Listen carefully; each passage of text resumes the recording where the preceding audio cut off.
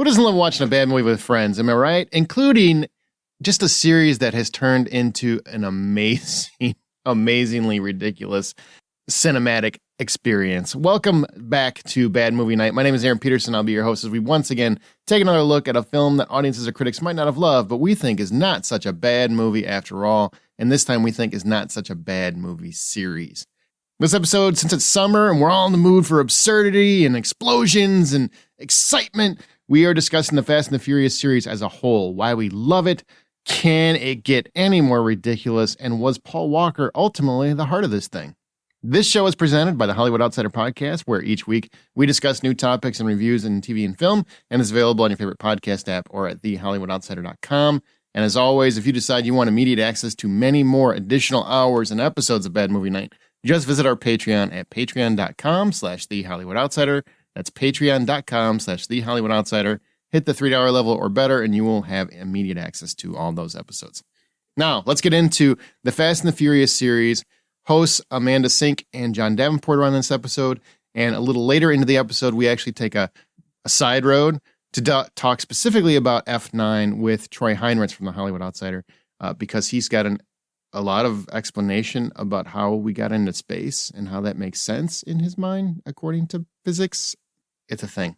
But yeah, so we're going to talk about the series as a whole and a little bit of where do we really want to go to next? And do we really want to go there next? Or do we just want to get insane? Okay, so let's just get into it. Thanks, everybody, for listening. I appreciate you coming back. Make sure you hit subscribe. But right now, it is time for the Fast and Furious series. What are you smiling about? Dude, I almost had you. You almost had me? You never had me. You never had your car. Granny shifting, not double clutching like you should. You're lucky that 100 shot of NOS didn't blow the welds on the intake. Almost had me? Now me and the mad scientist gotta rip apart the block and replace the piston rings you fried. Ask any racer, any real racer. It don't matter if you win by an inch or a mile. Winning's winning.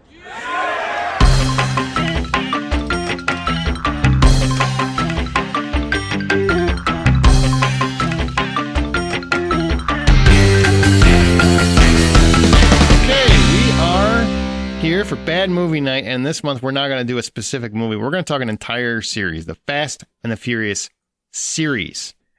We just want to talk about a series that we love, and so many people make fun of Fast and the Furious, which is about Dom and the rest of the Torettos. They're a bunch of thieves that get caught by the ultimate surfer and Paul Walker's Brian, and at the end, Brian lets Dom escape so he can live his life a quarter mile at a time. The first movie is almost a shot-for-shot remake of Point Break. Yeah, it is. Go watch Point Break. It's the same goddamn movie, just with surfing replaced with racing and stealing DVDs. They were stealing DVDs, I think. DVD players. DVD players, yeah. Well, no, they were actually the VHS/DVD players. Hey, man, there was a time when those were like $400. No, there wasn't. For Blu-rays?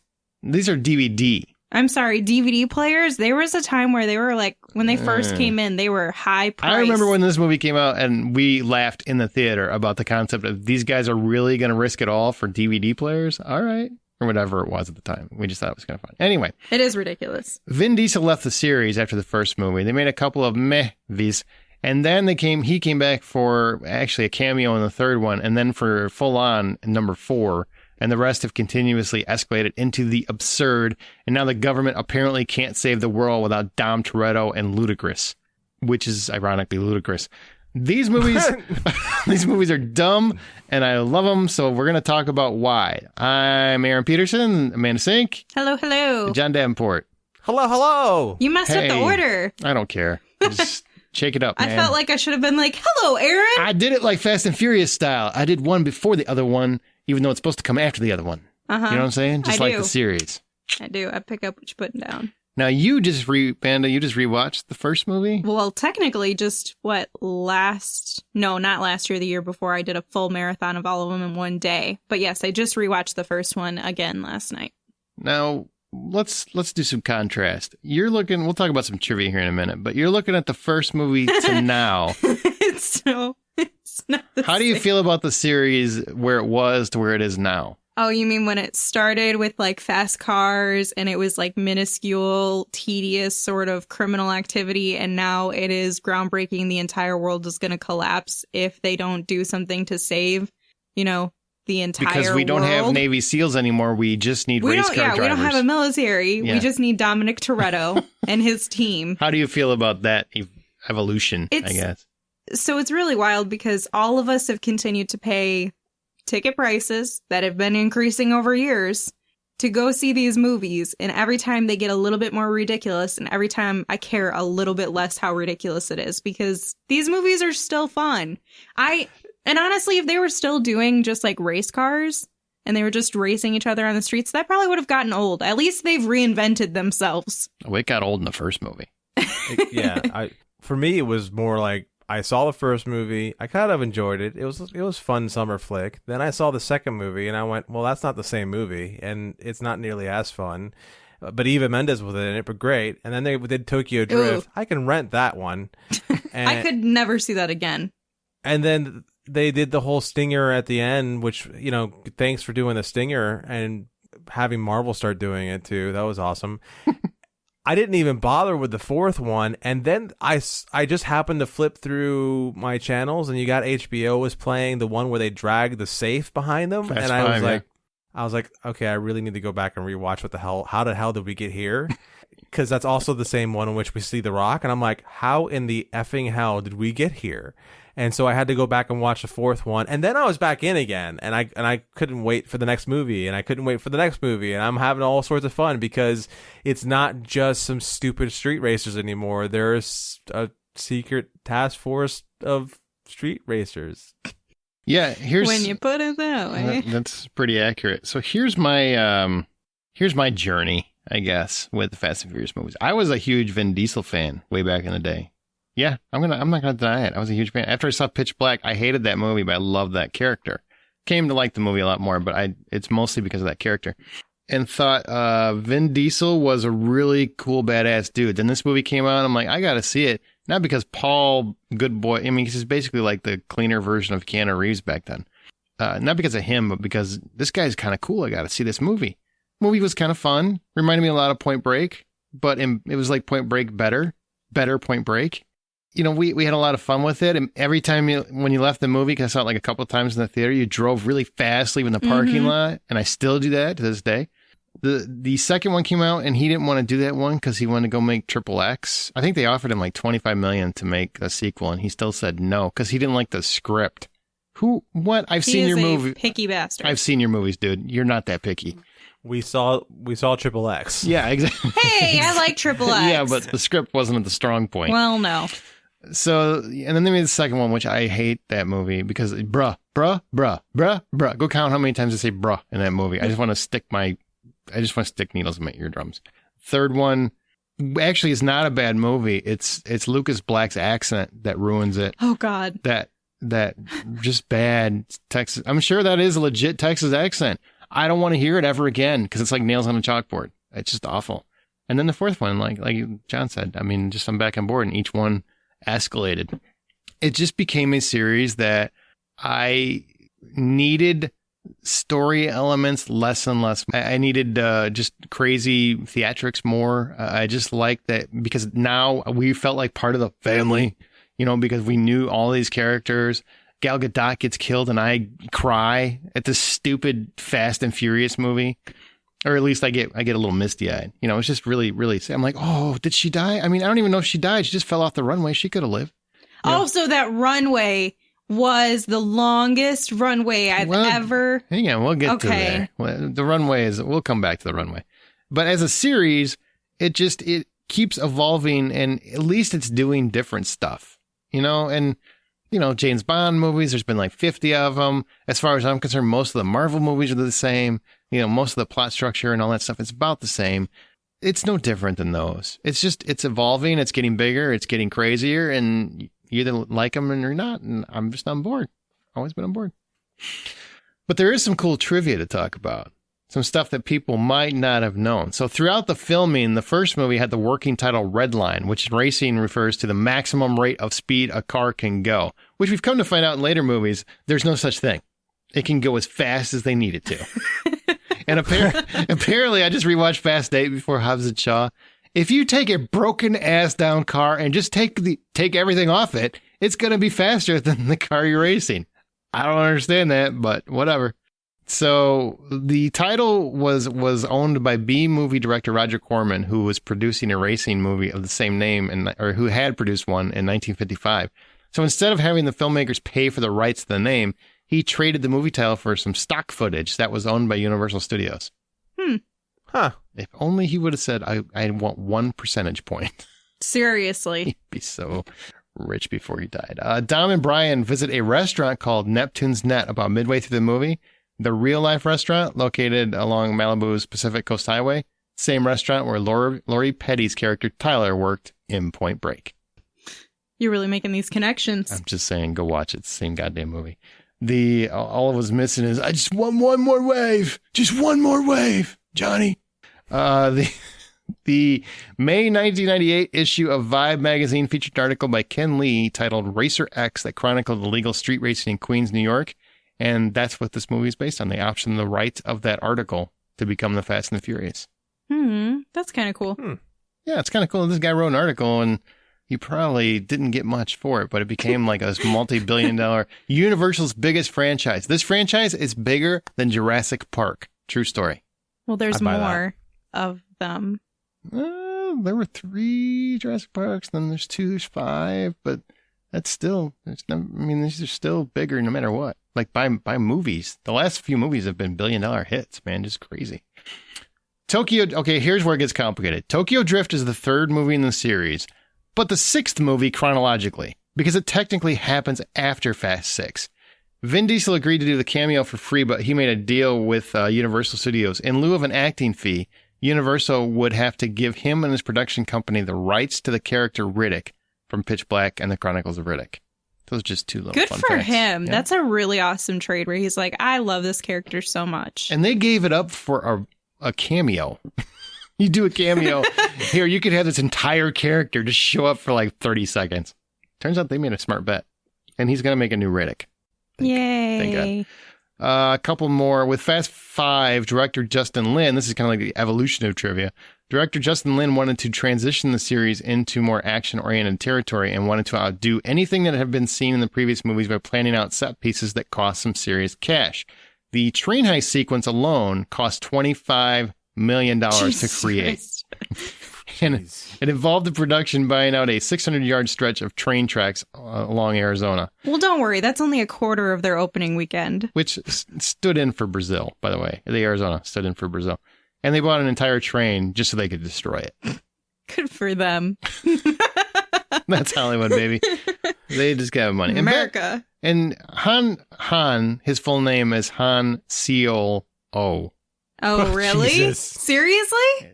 Yep. That's not true. It hadn't previously been mentioned, but it shows up in the background on Hobbs' team computer screens during Fast 5. Yeah. Seol-Oh. It's a true story. And did you guys know that when you first watch him? John, did you know that when you watch Fast 5 that it actually happened before Fast 3? Or were you confused as hell? Well, Because Han shows up and you're like, he died.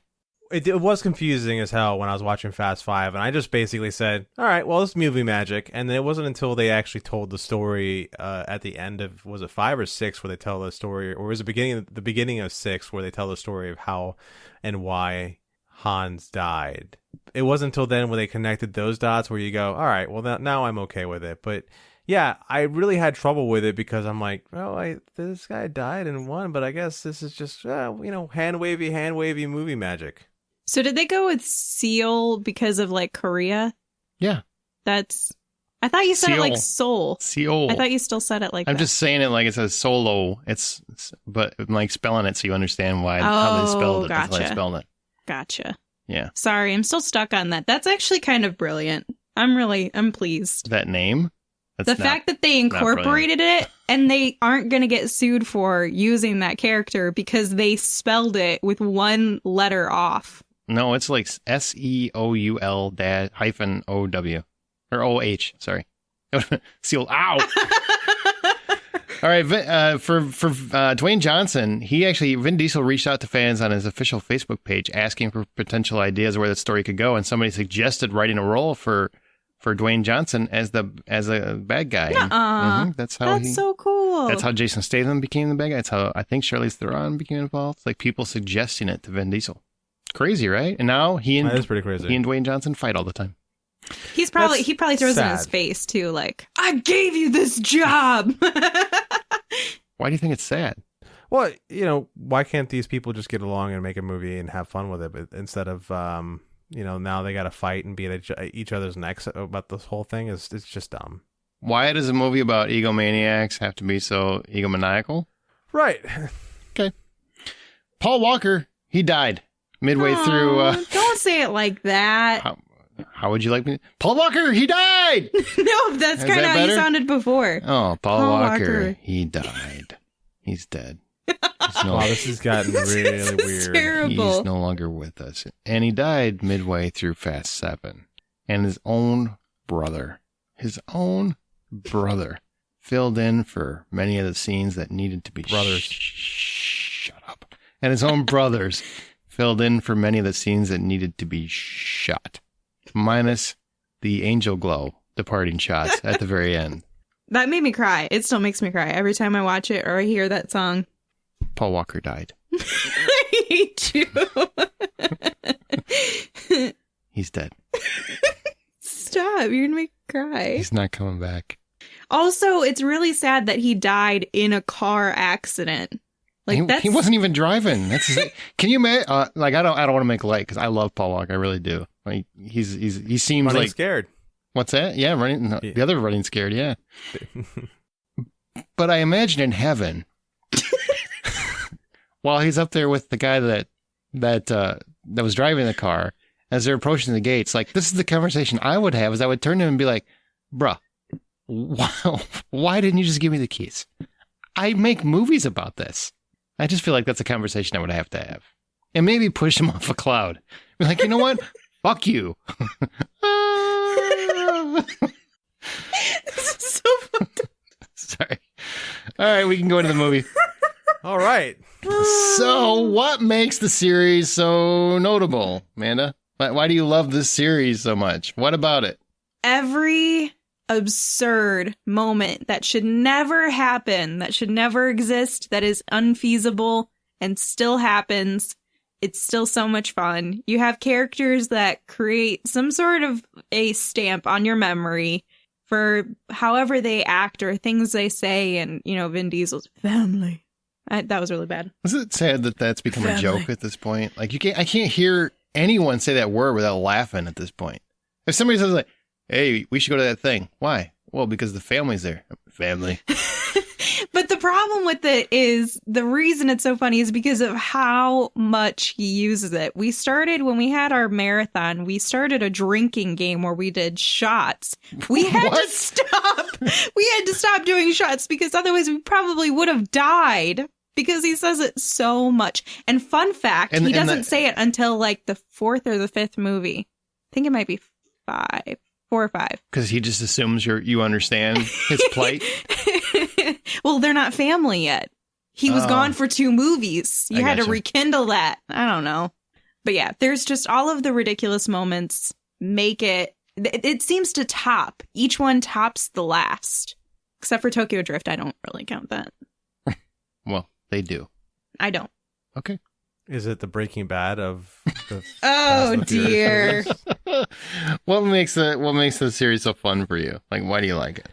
I'm pretty sure there was some sort of, I don't know, sacrifice of a child or a small animal of some sort, because there's nothing about this series that should say to you, we're going to stick around for 18 years and you're going to watch it. And in all honesty, I thought at one point in my life I was done with this series because, hey, I just told the story. It wasn't until Furious 5 and I saw them drag a friggin' safe behind 2 freaking cars that I went, oh, I think I got to watch this now. nothing about it works. It should not ever work, but it all works in spite of itself because it's just a whole bunch of people having fun and enjoying their life and making stuff that's ridiculous, and I'm all for it. So what's your best time? I've never driven her. Why not? It scares the shit out of me. That's my dad.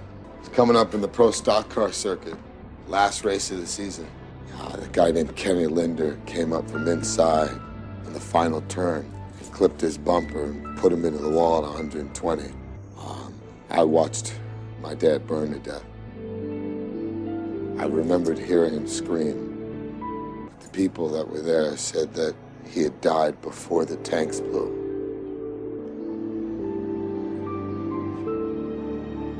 They said it was me who was screaming.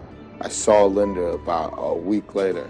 I had a wrench, and I hit him, and I didn't intend to keep hitting him, but by the time I was done, I couldn't lift my arms.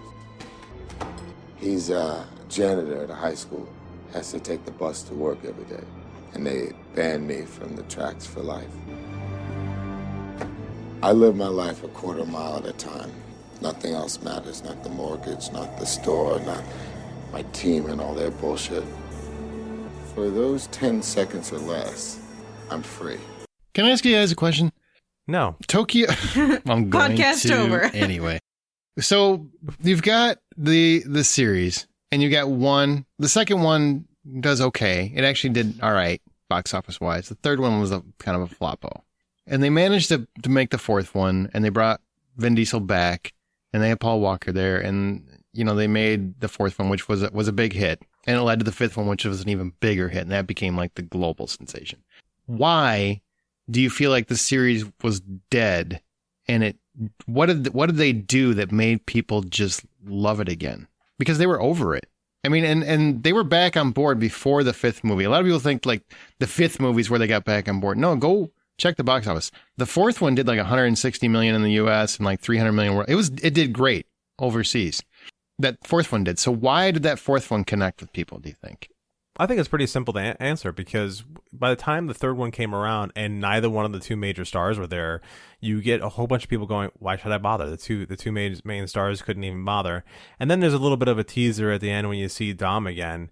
And then we think, okay, well, this is it. This is how the story ends. And yet here they come. Both the major stars are back for the fourth movie. So of course people are going psychologically speaking, people are going to be like, why did they go back? It has to be great if they want back, or they really need a paycheck. But probably it has to be great. Do you really think like Vin Diesel and Paul Walker were that great of a team? Honest question. I mean, I just, it's one of those things where I've never understood, as much as I love these movies, I don't know why that fourth movie, I just felt like everybody was done with the series, and then it came out and everybody was back on board immediately, and I don't know why. It was a very different dynamic. The fourth one changed the entire franchise. That's what started kickstarting it into more of an action franchise than a car movie. A little bit. Because the first, second, and the third, the cars are part of the plot. It's a direct piece that's continuing to propel the story going forward. Whereas when you start to get into the fourth one, the cars are really just more of a backdrop. It's just a setting. It's just part of how they navigate, or, different things that gets them from point A to point B, and it looks great doing it.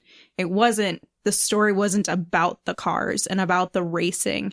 And you had such a small niche of people who wanted to watch those movies more than once, more than twice, more than 3 times.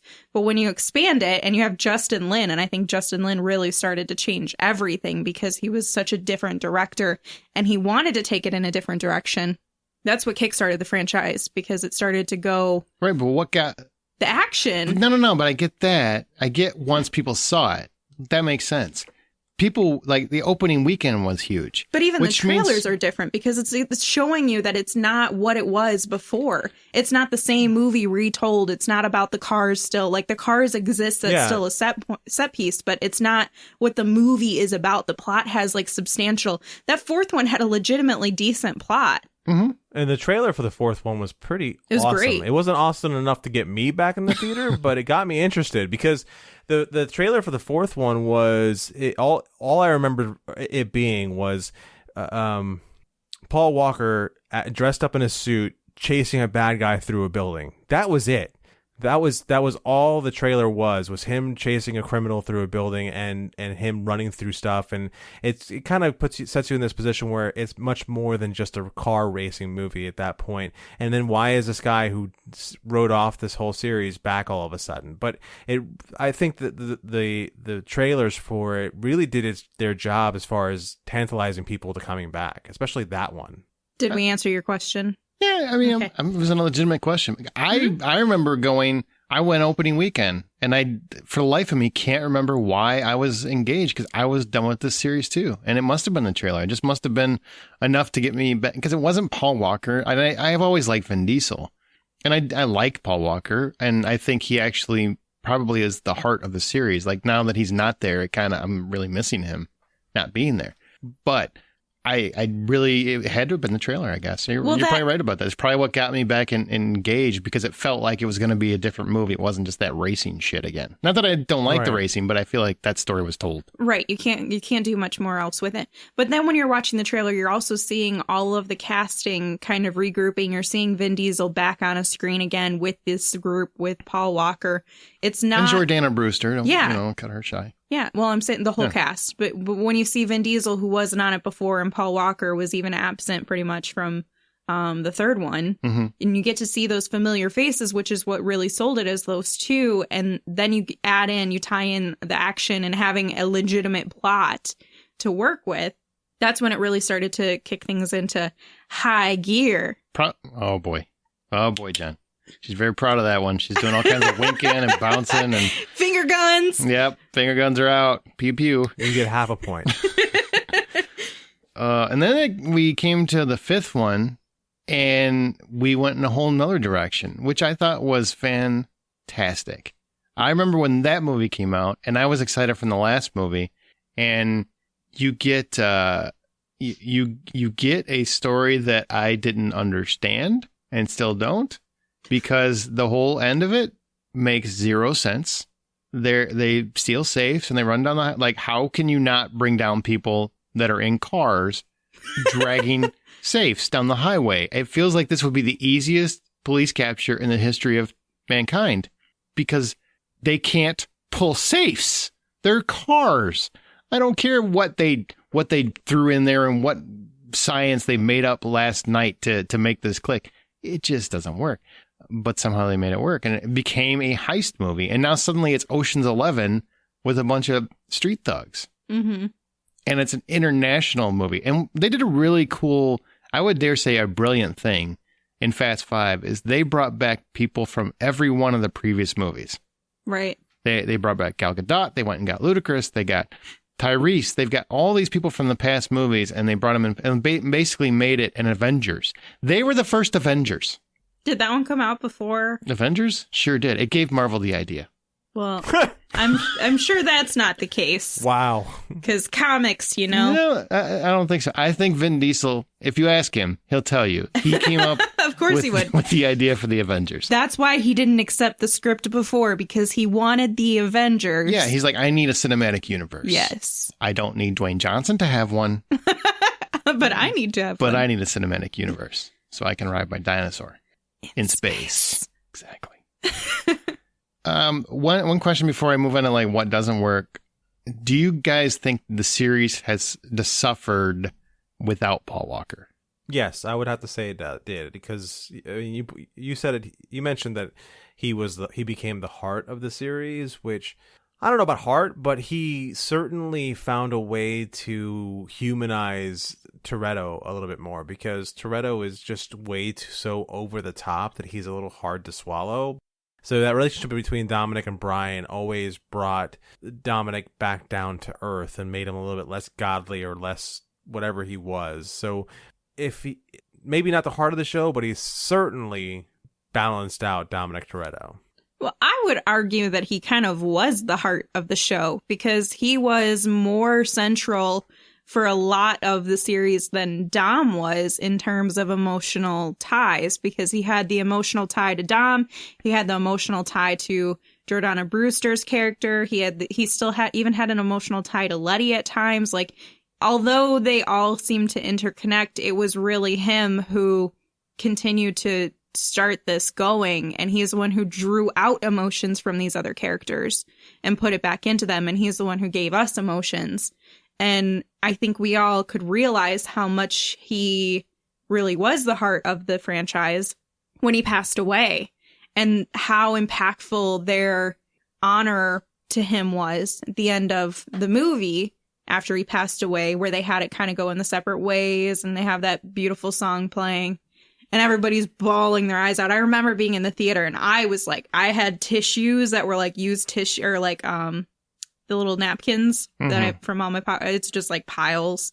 And then everybody else around me is sobbing, like everybody's crying because he had such an impact. And I think we took him for granted as a character. And that song too. Yeah, it was just all super impactful. And they gave him a beautiful send-off, and I do appreciate that. And I think everybody kind of respected that they made those choices. But when we go back to the first movie and we're like, this guy is such a throwaway character in the beginning, to see his arc, he's the only one who's had a very substantial, like, emotional arc as a changing character. And he's the one who kept us tied in, I think, on an emotional level. At least I can only speak for myself. And so without him, we're without that. But then it turns into more action. So yeah, it does. It's kind of, to me, it's a piece of what both of you said, because you have, going back, I mean, you know, our topic and the regular show, we talk about buddy action duos and stuff. And it's very similar to that, because I feel like he and Vin Diesel were a perfect yin and yang. I mean, Vin Diesel acts like they were the best friends ever. I don't know if that's true or that's just something an actor says. But on screen, they had a nice chemistry, which was good in the first movie. It was great in the fourth, and it just built up from there. And it was one of those things where Dom, he was such the antithesis to Dom in every aspect. Like, Vin Diesel never smiles hardly. You know, he's always so serious, and he's always so dour. And then you've got like you got Brian over here, who's like this lighthearted, easygoing, beautiful smile. I mean, his teeth glow, and he's just, I mean, he has this angelic haze over him in every scene that he's in. It's just like the dichotomy between these two actors / characters was kind of phenomenal, honestly. And I didn't realize how much I liked Paul Walker as Brian until he wasn't Brian anymore, until that went away. And then I'm like, when I watched the 8th one, I remember going, wow, I never realized I was going to miss Paul Walker this much. And I liked the movie. I liked the movie a lot, but it really hit my heart. I think I cried more when I watched Fast 7 after that, or Furious 7 after that.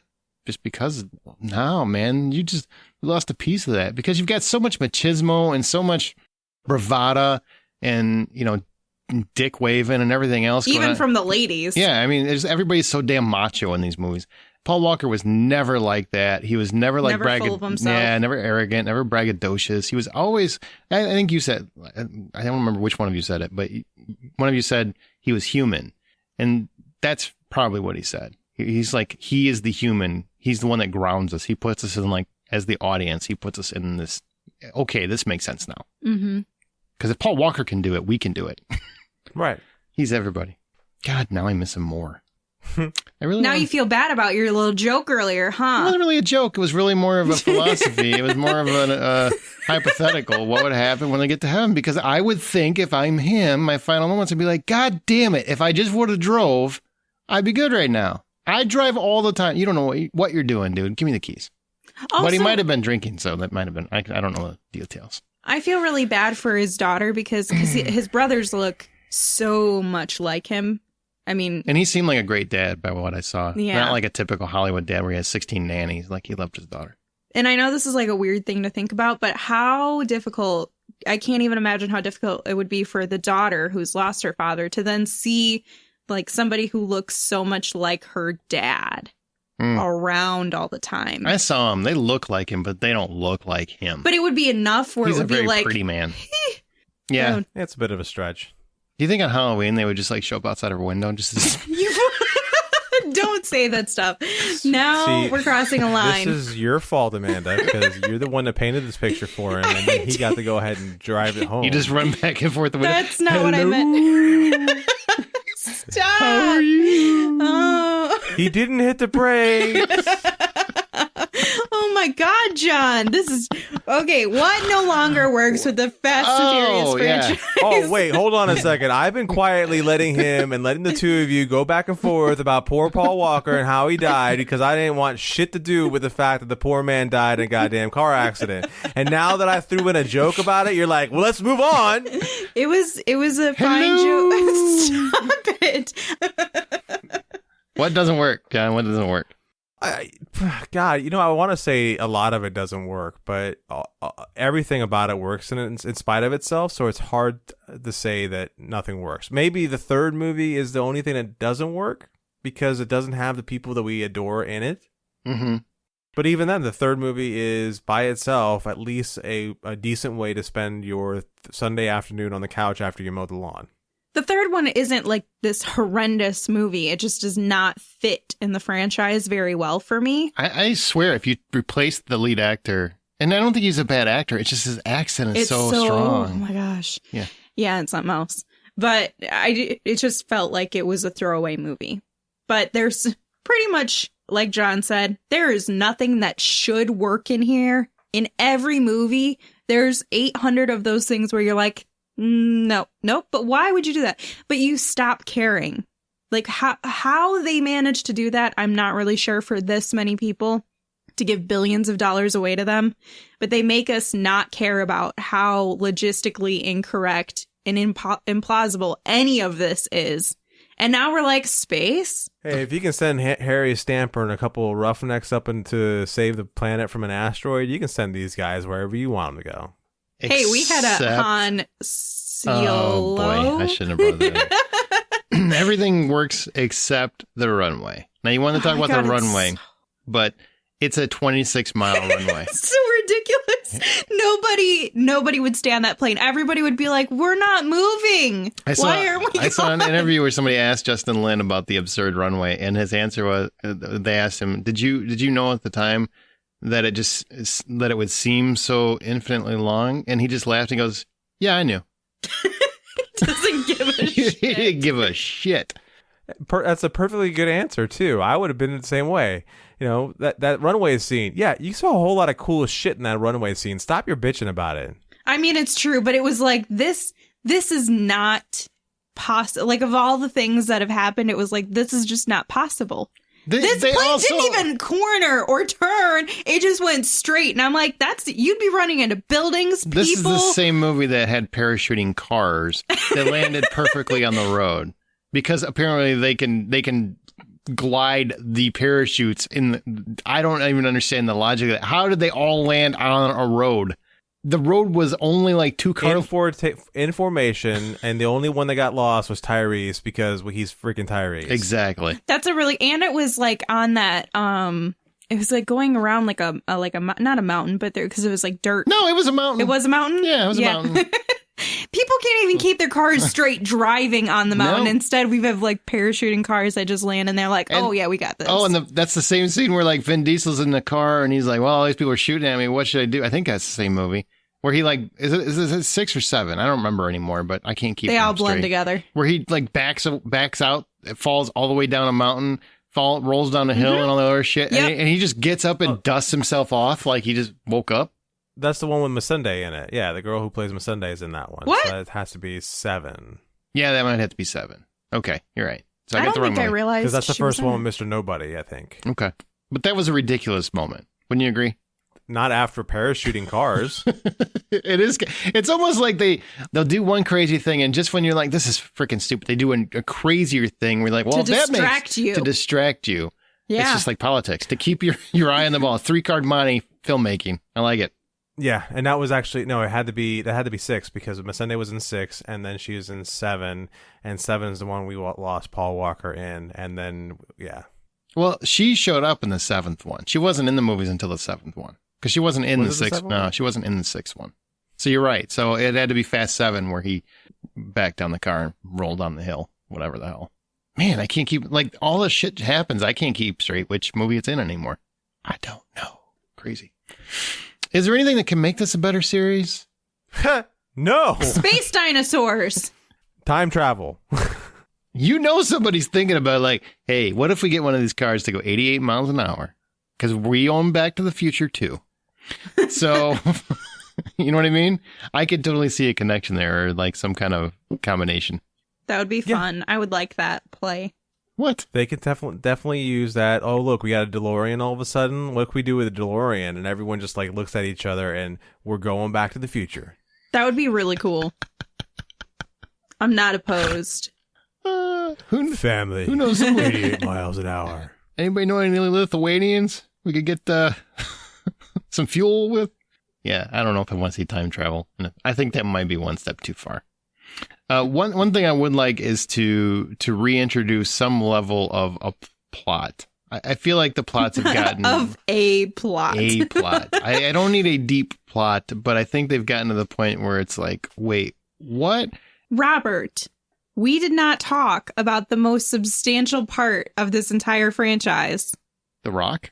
No, remember when he says the wrong thing in Spanish or whatever? Oh. I'm not doing this. Yeah. My wife, by the way, we rewatched the Fast 8, right? Before Hobbs and Shaw, where that happens, where it's Barkle or whatever.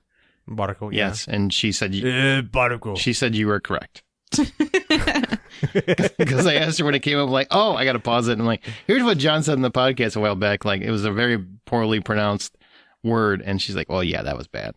Well, yeah, not only did it wasn't only the fact that he pronounced it poorly, but he's surrounded by a bunch of Cubans, and all he does is wave at it and say Barco, as if to say it is. And like the subtitle, I think, was something where he says Barco, and the subtitle is like, "Oh, did you understand that all these parts come from boats?" And and all he said was barco. What does that mean? But it means boat. It means boat. Oh, okay. But it was just the one word. Because he couldn't learn a goddamn sentence in Spanish, and he's living in Cuba and he's supposedly sticking it to a friggin' Mexican girl, whatever the hell she is, and he can't take the time to learn a whole goddamn sentence in Spanish. I mean, how much money are we paying him to be in the goddamn movie? Patreon members just got their fulfillment of money. I think they just went deaf. I told you not to start this. I'm so happy I did. She actually did. I didn't start it. Yeah, that's okay. I'm happy I did. Thank you so much. Really on Amanda.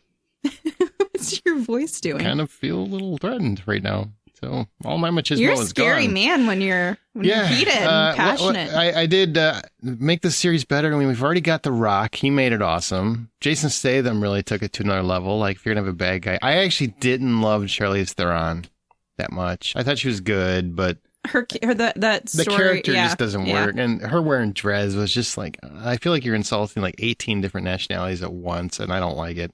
Man, John Cena isn't really somebody that I'm dying to see in this series, but I would like to see some other ass kickers in here. But some more along Statham lines, less like muscleheads and more along just Taron Egerton, I think, might be fun. Bruce Willis. No. Well, he doesn't look Bruce happy. Willis, where he actually enjoyed himself. Yeah, but that was like 30 years ago. He doesn't feel that anymore. just make it the Expendables at this point. It's better than that. Yeah, I don't really know who exactly I would want. I just would like, I mean, kind of like everything that's been my dream has already worked out. We've got Kurt Russell in here. We got Helen Mirren. We've got the Hobbs and Shaw spinoff, which I thought was fantastic or really fun. So, I mean, maybe like a Hugh Jackman. You could get Hugh Jackman in here. Yes. Would you guys villain. want Tom Cruise? I know you guys are big No. Tom Cruisers. Nope. Tom Cruise is Tom Cruise and everything, so it kind of pulls away. I wouldn't want Tom Cruise. Okay. John, would you want Tom Cruise? I'm still recovering from the Barco launch. All right. Hey, Toretto, you're under arrest. Arrest? I don't feel like I'm under arrest. How about you, Brian? Nah, not a bit. Not even a little bit. I'll just give it a minute. It'll sink in. We didn't kill those feds. Those Reyes. I don't give a shit. Just here to bring in two assholes whose names hit my desk. Yeah, that sounds like a real hero. That's funny. From a guy who took the oath of a cop and then went against everything it stood for, or some wannabe tough guy prick who beat a man half to death with a socket wrench. Yeah, real tough. You turn around and put your hands behind your back.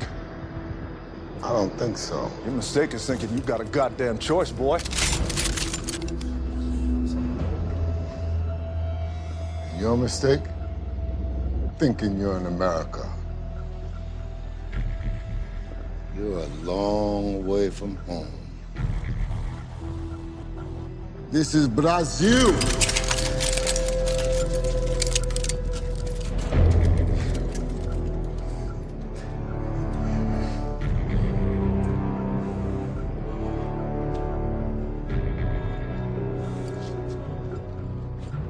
Come on, boss, another day. Come on, Age, it's a lot of heat.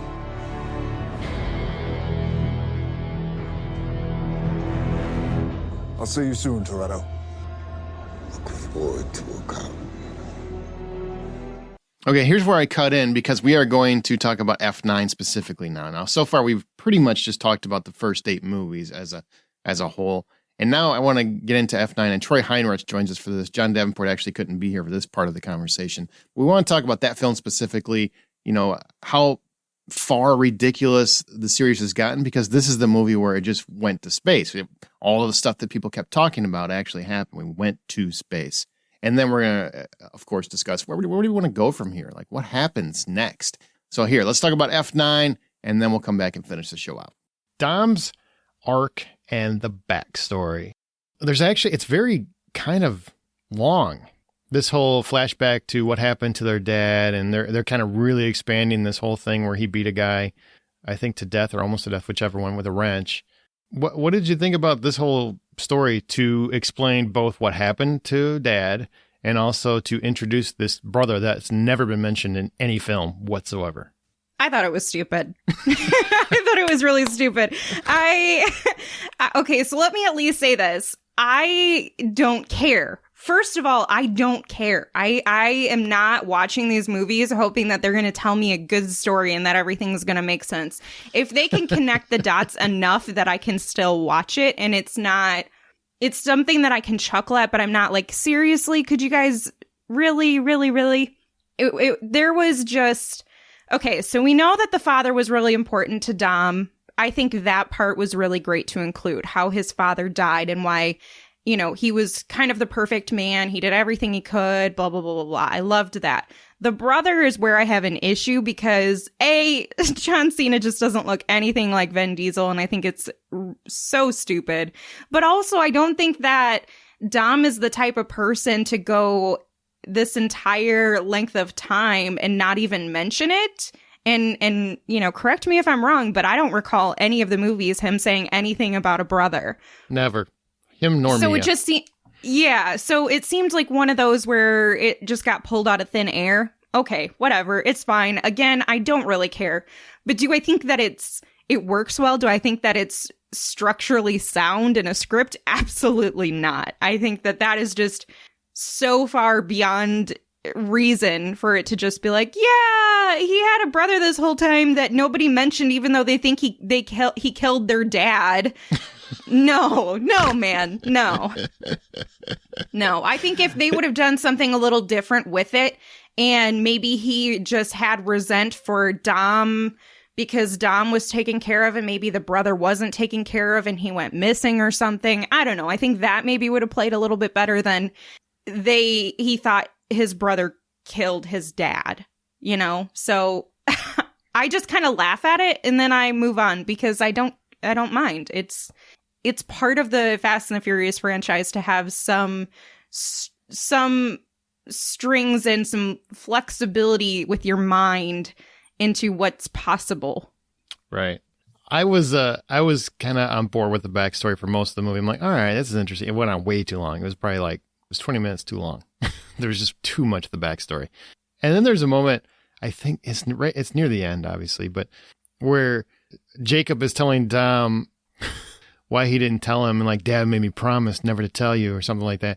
And I'm like, well, you just did.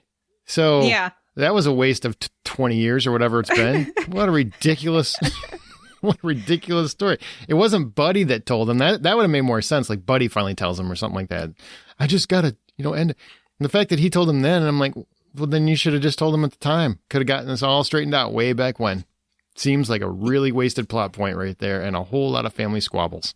for nothing. Yeah, I laughed out loud when that happened. And I think I said out loud, you just told him. Like, because he's like, I promised I wouldn't say anything. I had to promise Dad, and I didn't do it. And it's like, okay, but the whole conversation right now is you breaking that promise. Yeah, you're literally doing it right now. Ugh, I guess it doesn't mean that much to you, especially because it wasn't in like a high stakes situation. It was just him trying to like put it in his face because it's like, you want to know the truth? I'll tell you the truth. Erg. So, yeah, it just. And I love that he went his own way and he becomes a super spy. Like, apparently it's in the bloodline. It's just, they're all going to be there. It's just in the DNA. Jesus. Because, you know, the Torettos. Can't keep a Toretto down. It's just funny. It's funny. I do, in terms of Dom himself, you know, there's this whole, I don't know, this whole fatherhood, I guess, theme where they're kind of looking at, you know, he wants to give up this life. He wants to be a good dad. And they're realizing that that's not who they are. Meanwhile, him and Letty, who really are the parents at this point, put themselves in imminent danger at any given second, regardless, apparently thinking not about that kid at all, little Brian. And it was amazing to me, like, how quickly he was able to drop this kid off at Brian's house. So he must live just down the street from this farm, right?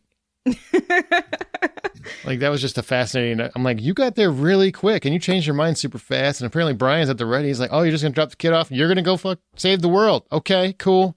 I'll just be here with all these kids. I'll just hang out. Just be here with all these damn kids. Have fun.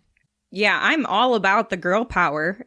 I also think that it's so crazy to think that we're also surprised that these women are going to put behind their children for a moment to go and do some of this stuff, but we don't ever question it for men because of just the way that society has been structured for so many years in terms of traditional norms. But I feel like this movie is trying to show, hey, that's not really the case. Like, there are plenty of women who are like, I love my kids, I love my family, but I'm going to go take care of business where I need to take care of business, whether that's out at work or here. And I feel like that's just what they were trying to show. At the same time, for me as character, I didn't feel like it was about her missing the streets or anything. I felt like when she said that she arrived and she's like, I couldn't not be here, like, I have to be here, I felt like it was because it involved so much of her family and that history. And if anyone is going to temper the waters between these brothers and try to keep everyone safe, it's going to be her. You know, having the sister in between the two brothers who's like, no, let's not do this. They don't want to hit their sister. They are going to calm down a little bit with her around and listening to her in some respect. And so I feel like that's really what her intention and role was just not to be missing this whole thing. I loved it. I thought it was great to have Mia. Like I said earlier, like it bothered me that Mia wasn't part of the story anymore just because she went off and had kids. I'm like, because Brian could watch them. I think it's funny that Brian's got them all the time now. I think it's hilarious because he was into it very hardcore too, but obviously, you know, he can't be there. So, but I'm glad she's there. I think it's important. And Letty, I really kind of liked how they told that story. You know, I feel like too often in movies, they kind of paint, because I think, Amanda, you were alluding to it, because you're a woman, you would be more comfortable just being mom. Like, she should just be relegated to this motherly role and not miss what she loved doing most of her life. Mm-hmm. And I like that. I'm like, you know what? I love this kid. Yeah, your little Brian's great, but I miss doing this. You know, I miss being this. Like, I didn't sign up to raise your kid that just showed up in the last movie, you know? So I kind of respected that. I thought that was an interesting way to go because it's honest in a way. I also, speaking of Letty, I really loved the way they portrayed her as basically the stepmom, because she never tried to take over the role of mom. She tried to make sure that Brian understood who her mom was, and they honored that memory of her. And just how much work goes into the role of being a step-parent is often overlooked. And I think this was a nice glimpse into that as well, because she was taking care of Brian as if it were her own child. And that never stopped. She cared about him. She loves him and all of that. But she also honored who the biological mother is, which I thought was sweet. She could have been really pissed and, you know, bitter and resentful, or, you know, tried to take ownership, if you will. But she respected some of those boundaries. Anybody else raise your hand or raise your voice if you agree The Rock was sorely missed here. Yes. The Rock, I think you can always find a way to make him fit. The man just comes in and he's a presence you can't not have. Shaw pops up, and I'm just sitting there going, man, now I really want a Hobbs and Shaw 2 instead of this. Mm-hmm. Like, that's where I was at. You've got John Cena. He joins the franchise. His hands are huge, by the way. Like, seriously, freakishly huge. And his arms are not much smaller than his hands. He's a big dude. And I've never been wow, John Cena's a great actor kind of guy. I just don't think he is this talented or has as much charismatic ability as The Rock. But I was going to say, the comparisons are going to flow in about him versus The Rock because of their former wrestling lives and turned actor. But he's not happen. The Rock. So what do you feel about John Cena? What do you think about the character of Jacob or John Cena coming on board the franchise? In a franchise that already has probably way too many characters. It does, but I actually liked John Cena for what it's worth. I think that his backstory is ridiculous. But that doesn't detract from him, he is a big burly dude that I feel like this entire franchise has centered around the machismo of men and the strength of women. And so just finding all of these really tough characters to come head to head with another one, you just keep building and building those characters, right? So I feel like at some point maybe him and The Rock will fight. That would be cool, but I didn't mind John Cena being here. I thought it was hilarious. There's a moment when he is on top of one of those big military-grade vehicles, and he's on top of it trying to take down that guy who turns after they turn on him. And he does a wrestling move where he spins. He has him pinned down, and he spins around him and gets him into a hold.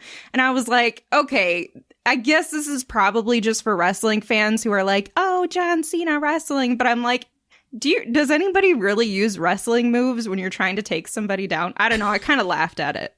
I thought it was kind of funny, but I really dug the action scene where he's zipping around. He's zip lining across the town. I thought that was great. Minus the whole, how did Dom get there and nail him right at the second when he's flying over on his zip line? I'm like, okay, that's ridiculous, but still, I mean, these movies are fully 100% ridiculous. But yeah, I like them in the world, and I was kind of curious to see where they go from here. And I think they didn't go too far against where brothers would almost kill each other. I'm glad they didn't go there because I don't think Dom would do that even to family. So, that was good. Let's move on to Roman, Tej, and Ramsey, who can't drive, okay, let's start with Ramsey. I think that's kind of funny that they actually had a character that couldn't drive. I thought that was interesting in these movies, and she destroyed half of a city because of it. Well, and I feel like it makes sense for a lot of people who live in big areas, in metro areas, or, for her, it was in the UK. She didn't need to learn how to drive. So this whole time, they're probably like, oh, she's part of the team. She's so smart at this other stuff.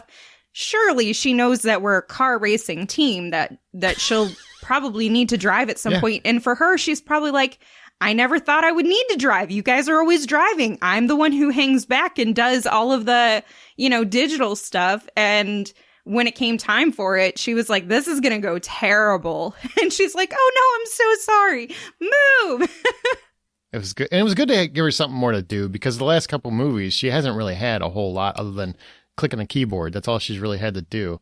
And she's a charming actress. We've seen her in Game of Thrones and everything else. So we know she's talented. Oh, so let's give her her some more to do than just sit there and be eye candy, Roman and Tej. Well, I don't even know why I would think it for even a second because these movies have no real stakes anymore. I mean, you keep bringing people back from the dead in the most ridiculous fashion. It's kind of hard to really believe there's stakes involved. But I thought for a second, like, Roman's going to die, and he's going to die. He's going to be gunned down, and that's going to be, something driving the story. But instead, they use it as a meta commentary on how much these movies are superhero movies now. What do you guys think about this whole going to that degree, breaking that fourth wall, and just acknowledging to the audience that we are fully aware, we are in on the joke that you've been making for so long? He had gunmen directly above him that somehow missed his head. Like, that doesn't happen. Right. They're on ground level. they're around you, whatever, and they shoot the vest. Okay, that I can get. But there was like 3 or 4 of them directly above his head shooting downward at him. And I'm like, you don't just miss a headshot unless you're the worst gunman in existence. So it was just very crazy. But I felt like a lot of the other Fast and the Furious movies knew that they were being really extra, but they didn't go too far into the joke. Like, they were still kind of trying to take it seriously as a movie. This one felt like a real shift, especially with Roman and Tej, who are just so far out there. You know, the things that they're doing, the survival tactics, if you want to call it that, their abilities to not die. And this is where it felt like they are officially in on the joke, and these are no longer to be taken seriously as movies.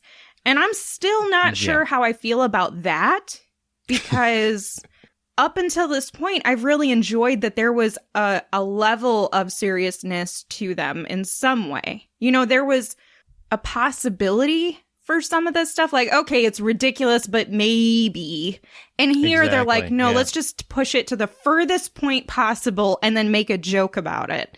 And I'm still not sure how I sit on that, but it's a very clear direction that Justin Lin made for this film. Yeah, and let's be very, very clear on what happens. You know, we've all been saying, oh, can't wait till they go to space. Mostly jokingly. I don't know if I ever really wanted them to go to space. I was kind of hoping they would skirt it. Like, I could see when they were on the plane and they launched this little rocket and it knocked the satellite before it actually went to space. But the fact that they literally went to space, actually in orbit on a car to the space station at some point, was insane to me. Because if you think about it, really just stop and think about it. Decades of engineering to build a space shuttle. They did it in one day with a Fiero. And I think, I'm sure Sean and Earl and Twinkie were, you know, just innovative engineers. I'm sure they were. And Tej is very, very smart. Apparently he went from being really smart with cars to being the most advanced computer specialist in the world, him and Ramsey. But to create a space shuttle out of a Fiero is... that's beyond expanding the laws of physics, because there are no physics involved. This is impossible. It's not even implausible. It's impossible. And gravity doesn't exist. I don't know how to feel about this. Now, what's funny is I was talking to Troy about this, and Troy, you love this. So explain why you love this. I mean, at the end of the day, the space creation of the vehicle. I mean, I'm not sold that Sean, Earl, and Twinkie can make this happen and actually put this together, nor fly the actual giant plane that was carrying the car from that perspective.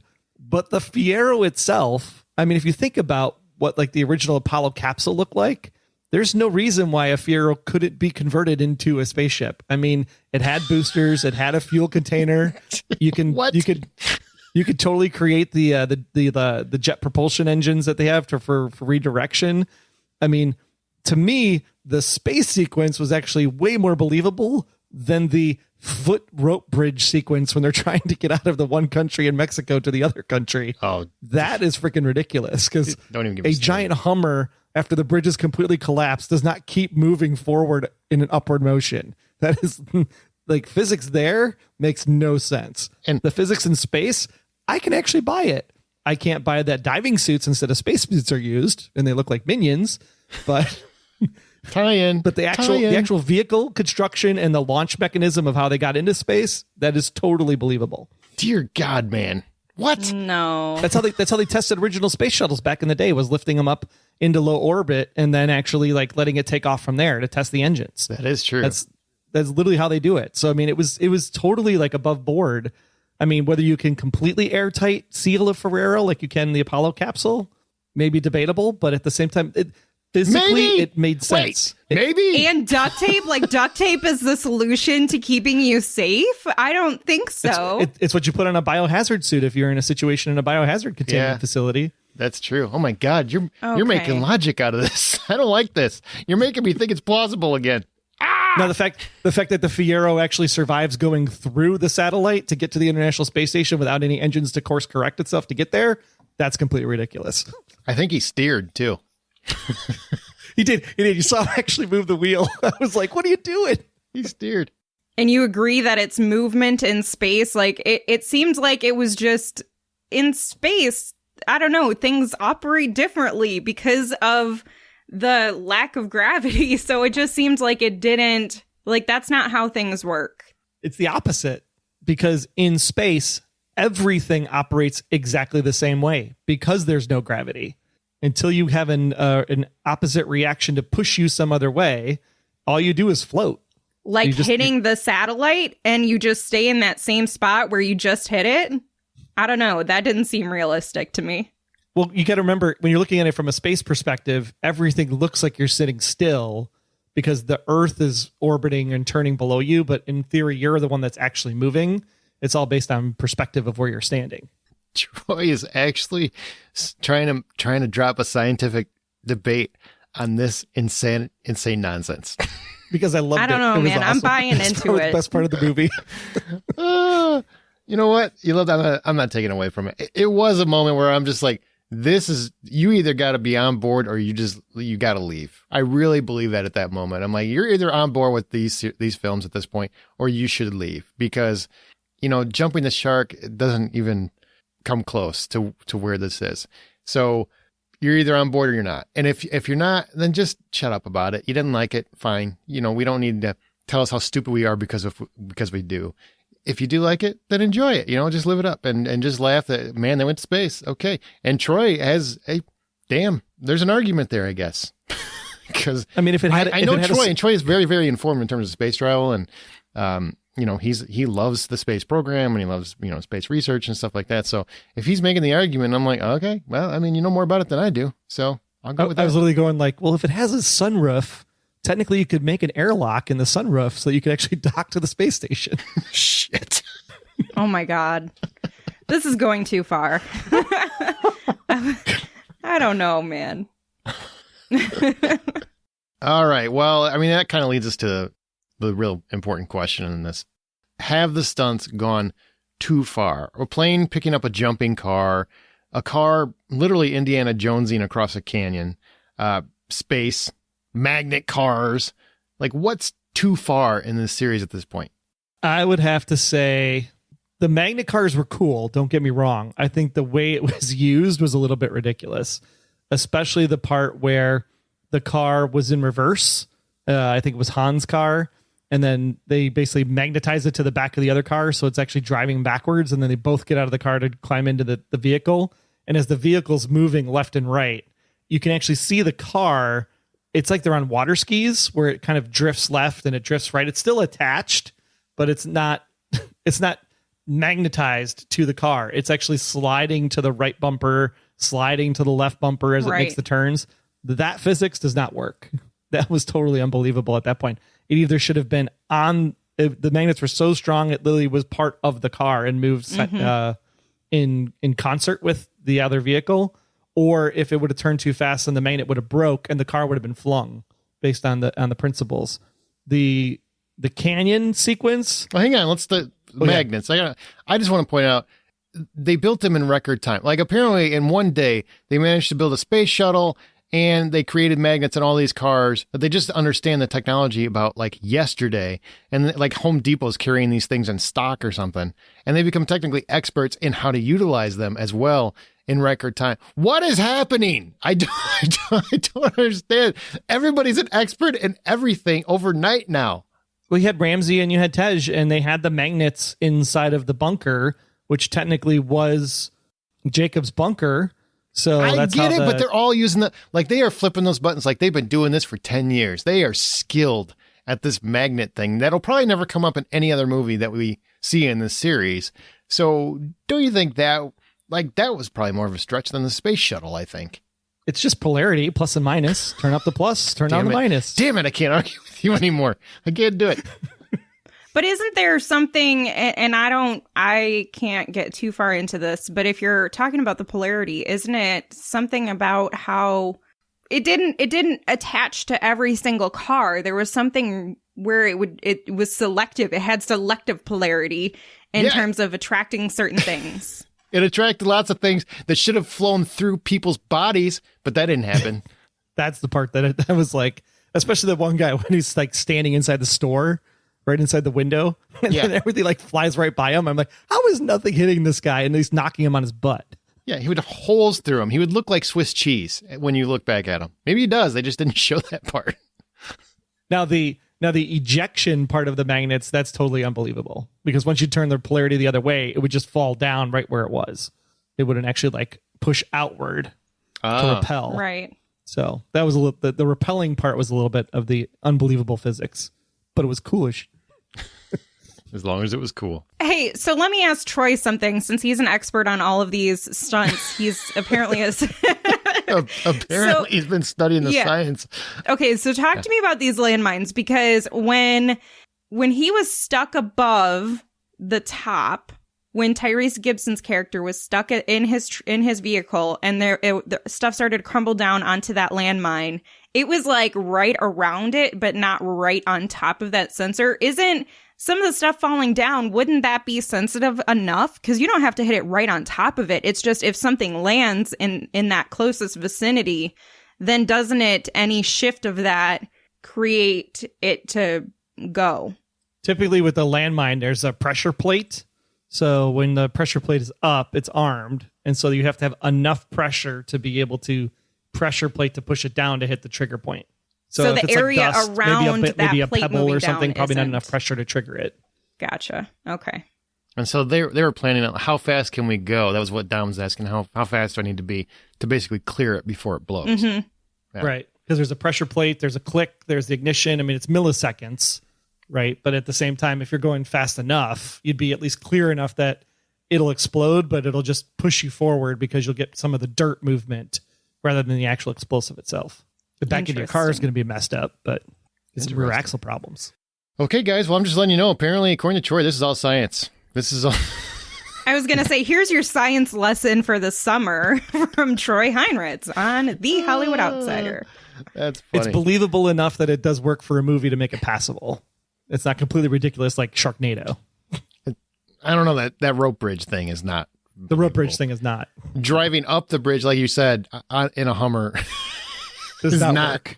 Does not work. That is not how gravity or science or anything else works. None of this is how it works. How about Han? So were you okay with Han's return, or did you have a problem with it? I don't know. I mean, I guess it works. And I think for a lot of people, it's so far in their rear view mirror that they're not going to think too much about it in his return. It was nice to have him back. And I liked that they did a thorough explanation of all of the important scenes with Han, of how he managed to escape those and how they were faked. Well, no. Okay. So do I believe it? No. But did they at least try to make the attempt? Sure. But like everything in this movie, I don't really buy any of it. Even Troy's science explanation, I still don't buy a lot of this stuff. My brain is just like, no, that just doesn't seem plausible. So I guess it sounds like from the two of you that you do not see this as thoroughly explained. No. And if you go back and watch Furious 7, I think it was, 7 was where they re-showed Han's death. They obviously reshot that. They totally reshot that because the car is not surrounded as much. But in Tokyo Drift, that car is completely surrounded. You see Han, you watch the car blow up. Yeah. There's no Mr. Nobody magic where he gets out of there and nobody sees him escaping the car. It's just freaking impossible unless he planted people all on the backside of that car. Maybe. But give me a break. All I was hoping for is just say it did blow up and he didn't die though. They rehabbed him with scar tissues and he got like some kind of skin graft or something. I could have bought that so much better. This was dumb. In a movie that has people going to space, sorry, Troy, and that's ridiculous, and swinging across a rope bridge and all this other shit, this is the dumbest thing. I was like, no, stop it. Yeah, the problem with it was that they didn't explain it enough in the story. Enough? It was like 15 minutes of bullshit. What are you talking about? I can buy that maybe there was a Han lookalike that actually got in the car and did the drive, and it wasn't actually Han in the car the entire time. Oh, it was his twin brother. The brother. problem is that, twin brother, whatever. I mean, I could have bought anything, but they never showed that handoff. They just showed Han eating peanuts standing next to Mr. Nobody to say, oh, he wasn't in the car when it exploded. Okay, fine.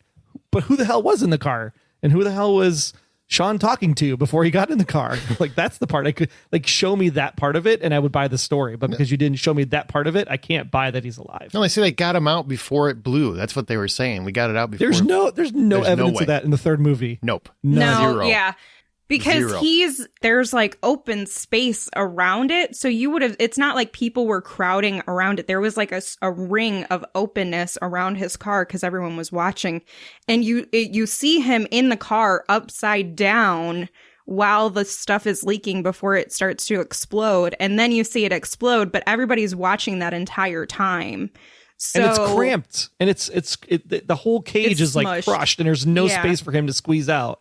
Like he dies. So I in guess that if movie. it was like a Han lookalike, that is the only way it works. It's a Han lookalike, or they put an android in the seat and they were driving it with a remote control. An android.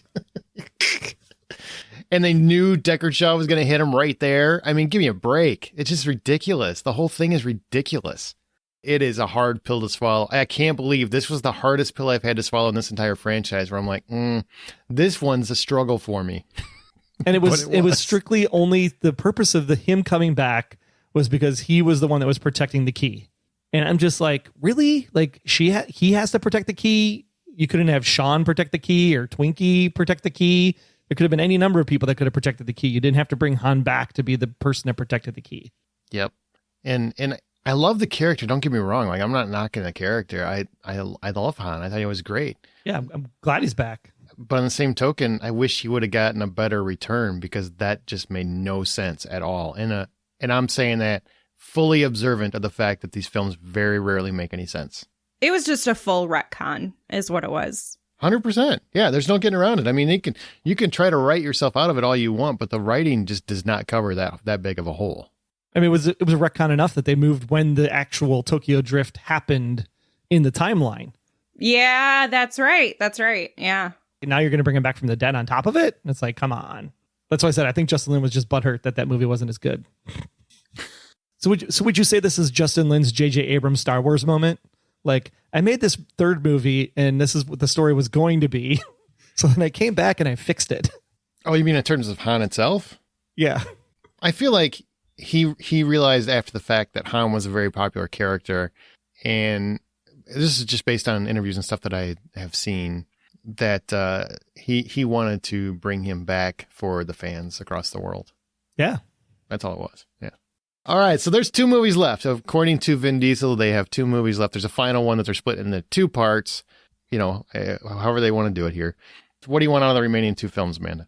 I don't even know. I would say prior to this movie, I was actually hoping that they would maintain some seriousness to the films. But now that we're like just in some level, but they have just jumped. They didn't just jump the shark. They jumped the entire planet. Literally. So I don't even know. Maybe they go to Mars. Maybe there's a villain hiding out on another planet. And so they have to build a whole spaceship to get the whole team out there to like stop someone from blowing up the planet. So it's like maybe then they run into the Guardians of the Galaxy. I have no idea. Oh my God. That would be freaking hilarious. All of a sudden the music starts playing. I want them to actually go to, even though Isla Nublar is nowhere near Tokyo, but they go to like a place that's like Westworld or something that's an island off of Japan, so that we can have the actual fight against the Yakuza, since obviously the third movie is the most important in the franchise now. So let's go ahead and actually do the fight against the Yakuza and do it over dinosaurs. Well, that's what I've been saying that for so long. Like, and you already make the Universal Minions connection here, so it's painfully obvious they need to go back to Jurassic Park and just ride one of these bitches, or go back in time. I mean, at this point, they're constantly dicking with science. Just they go ahead. And they're superheroes, and since they're already playing off of Marvel, they can do it. Exactly. Yeah, Universal owns Back to the Future. Goddamn, they hit 88 miles an hour. Oh my God. Bam! They drive right by Marty. Yeah. The dinosaur. They avoid a landmine just enough, and they get blown into a time portal. Why not? Oh my Do God, it. that would be Do it. hilarious. Do it. Wow. Or at some point, I would love this. I would literally love this. And they seem to be listening to fans' most ridiculous requests. So just have them drive a DeLorean and then get them to 88 miles an hour. Maybe they don't go back in time, but it almost play the joke like they're going to go back in time. I think that would be really, really fun. That would be really funny. Yeah. Could they have like a Otherwise, fight while they're riding the dinosaurs? Like they're Of course. dinosaurs Shit, are yeah. riding around and they have like swords or something. I don't know. Yeah, and the T-Rex comes up after Dom, and then The Rock just punches the T-Rex in the face Yeah, and right. shows back up.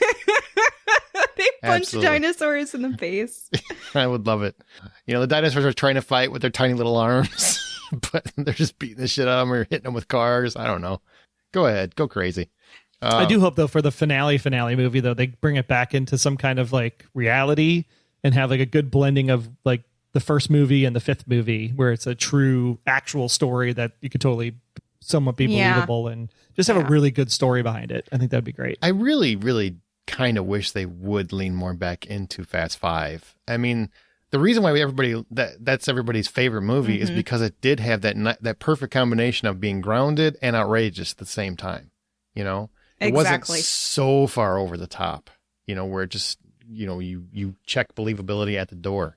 Like this one where you're just like, what country are we in right now? Are Yeah. we even on Earth? Yeah, exactly. Well, no, Troy, we're not. We're actually in space for a big portion of it. And apparently you could just drift over to the space station. It's right there. What? That's not how this works. I do want to watch them catch Cypher. I want Rock back. I want Mr. Nobody back. And honestly, if you're going to keep bringing back characters, Gal Gadot, if you could find a way to afford her, bring her back. Oh, and yeah. Yeah, all she did was literally fall on a runway, so she shouldn't be dead anyway. I mean, Han actually exploded, and he comes back, so I think Gal Gadot could come back. I think that's next. I definitely They think have she's a back good before the end. reunion. That would Gotta be be. cool. Yeah. Okay, that was our specifically F9 discussion, and now we're going to wrap things up, of course, with our 5-star reviews. When you're talking about a bad movie, or perceivably a bad series, it's easy to trash it. So many podcasts that focus on bad movies, they love to mockingly throw out 5-star reviews. So let's turn it into a positive. Take everything you did like about this movie and give us your tailored 5-star review. Amanda. The Fast and the Furious franchise begins as one made for a man named Kyle, who likes to drink Monster, boost his Honda Civic, and pretend like he gets laid but really only buys condoms on an annual basis. The franchise, however, ends as one fueled by testosterone of its leads, on and off screen, and seemingly a competition of how can the next one become bigger, better, dumber, and faster than the last. 5 stars. I like it. All right, Johnny. Cars. Safes. Go fast.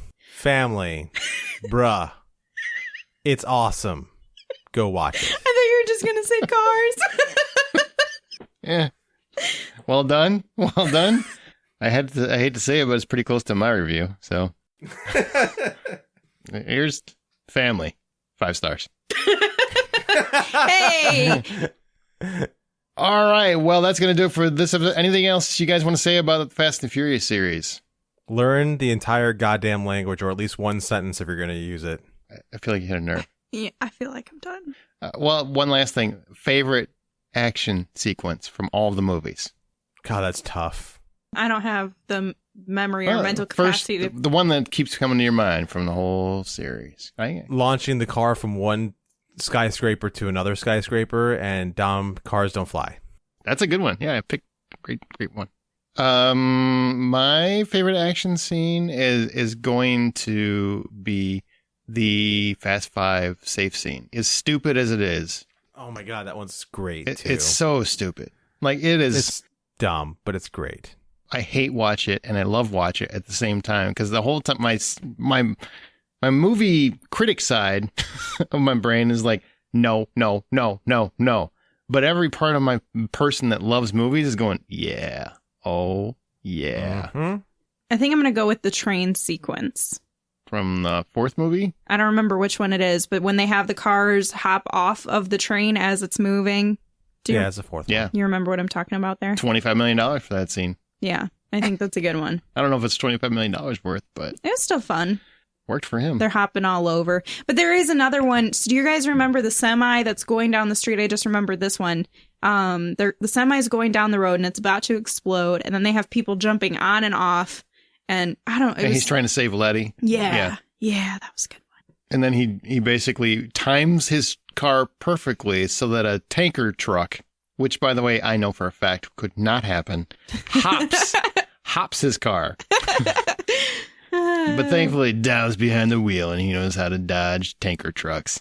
All right, well, that's going to do it for this episode of Bad Movie Night. I hope you guys enjoyed it. Let us know what you think of the Fast and Furious franchise. And that's gonna do it. So thank you guys. And remember, critics, there is no such thing as a bad movie, just movies that aren't good enough for you.